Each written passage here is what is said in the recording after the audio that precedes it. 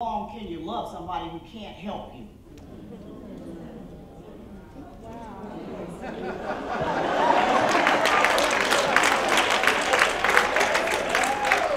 That's not that deep, okay? Anybody's mama takes that. But seriously, I wanted to know. And plus, I left my son's dad for similar reasons. And I didn't know if I had given him enough time. So, you know, a novel, this writer Milan Kundera has said that a novel is one long interrogation. You know, you basically are questioning the why. And also, you know, another writer, Anton Chekhov, said years ago that man will become better only once you make him see what he is like. And so I believe that looking in the mirror, sometimes we don't like what we see, but our behavior says everything. And so I wanted to know, but you know, back then and I mean, I don't have that many novels, but the ones that I have written, I care deeply about the people that I write about, the characters that I create. And I create characters who have problems and issues that under normal circumstances in real life, I have very little tolerance for. And so writing about them and I fell in love with that Winston guy, and he was not my ex. He was not my son's father, but the pathos, all of this stuff that I gave him, I made him lovable. But I also gave him problems. And in real life, all of us have problems. All of us are not always lovable. We think we are, but we're not. And so, how long do you hang? And when do you throw in the towel? And, you know, so that was what was bothering me then. And then, still is. And then, and I came on board with Disappearing Acts at Howard University. I was in my little 20s. And the next book, Waiting to Exhale, by that time I was a journalist, and that book hit, and they sent us the hardback, and then you had like 14 cities, and then it was like you just came from nowhere, like, boom! And how did that feeling feel to you when that Waiting to Exhale it blew off the hinges? It was different. Because my publisher had told me that the book was going to be a bestseller, and I was like, you know, how can you say that? You know, and they said, oh, Terry, this is going to be your breakthrough book. And I was like, what is a breakthrough book? You know, seriously, I'm not making this up. And they were really serious about this. And I was like, you know, you can't write a bestseller. People try.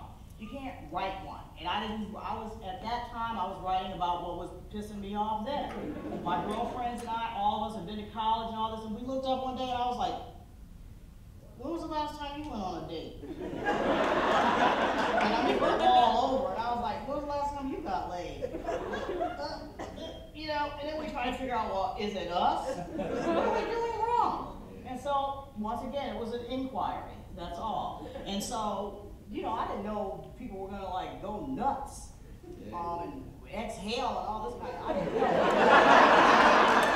So I wrote the book for me first, and my girlfriends, you know, and these women were not my real girlfriends, but I just wanted to know, you know, and when the book took off, I actually got depressed after it got to the point where, because in publishing, when your book is doing well or whatever, they call you like every Tuesday to tell you where it's going to be on the New York Times. It got on my nerves. It's like being pregnant, going through labor. You want to know, did your water, if my water just broke, okay, when is it coming? It got on my nerves. I mean, finally, the book was on the bestsellers list for 38 weeks. That's almost a year. Okay? And I'm not saying it for that reason. But the thing is just imagine every Tuesday. And so after about week 20, I asked my editor, I said, could you just stop? Okay, I get it. The book is a bestseller. I'm grateful, I appreciate it. But reminder that, you know, it's a lot of stuff that comes with this, that people don't, that they don't take into account. They just think, because what happened with Waiting to Exhale that made it even more popular or pivotal, I guess is the word. Made it a hot topic? No, because the paperback rights were the second highest ever in the history of publishing. 2.62? I knew you would know. 2.64, Omar. Scott Tyree was the only one that got it. She knows it. But of course I know it, because it was the first time I'd ever had an auction for paperback rights. And I mean, I didn't, you know, this stuff was unprecedented. And so the long and short of it was that, you know, when this stuff started happening and everybody started knowing all my business, how much money this and that, the family members, people want things from you that you cannot possibly give them. Everybody wants something from you. And dead relatives come back. I'm not, I mean, please. I mean, letters that, you know, my son is in jail. He is not supposed, can you help me? I'm 82 years old, I've never had a vacation. Please, could you send me $500? And I sent, I couldn't help that one. But I mean, you get some of these stories, you know, my taxes are overdue. I can't help it. The 82-year-old sister, I will never forget that letter. She has never been on vacation. And I said, if she could write me a letter and say that, she was supposed to go on a vacation. And I sent her $500. But other than that, my broke down relatives, you know, it just got to be a bit much. And plus, the other thing is that people gave me more credit, and still to this day give me credit. I mean, I know the book was kind of a big deal in the publishing industry, but at the same time, people are giving me more credit than I think that I really deserve, because there are a lot of writers that led up to making that book what it was. And they don't give other writers enough credit. And even the ones who have come with me and after me. You know, if it opens some doors, that I am grateful for. You know, but the one thing that I think that I can say that I love more than anything is this, and I don't mean this literally, but sort of the slap in the face that it gave the publishing industry as well as white folks in general, is that yes, black folks do read. Okay? That is what I really probably appreciate more than anything, because we have been reading before. They didn't just start reading when Waiting to Exhale came out, and I resented that. But it was sort of like, this was like, you know, shoving it out there, and I was grateful for that, you know. Okay, now you hit that list, and another historical fact, Toni Morrison and Alice Walker were also on the same list, man. They were like, wow, 3 at the same time. And so it became a historical thing. But then I kept following your conversations, and it seemed as if you wanted accolades and respect from Toni and from Alice that you couldn't.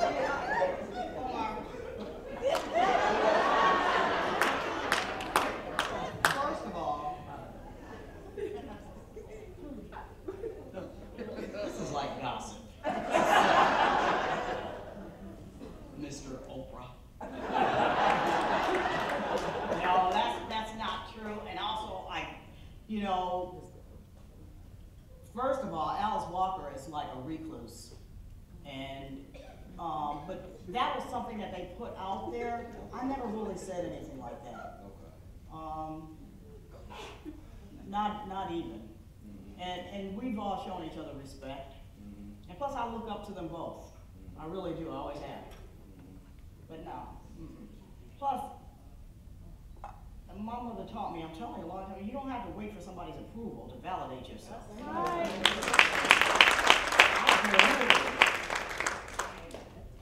Okay, now, another one that happened, and this is true, because I was in Washington, D.C.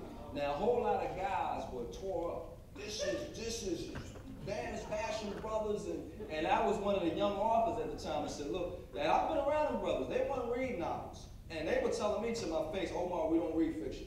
But boy, they was hot with your content, because it made it seem as if there was no good brothers on the planet. And I ended up having to write a book called A Do Right Man. I know. You know what I mean? So you can't say that criticism wasn't it.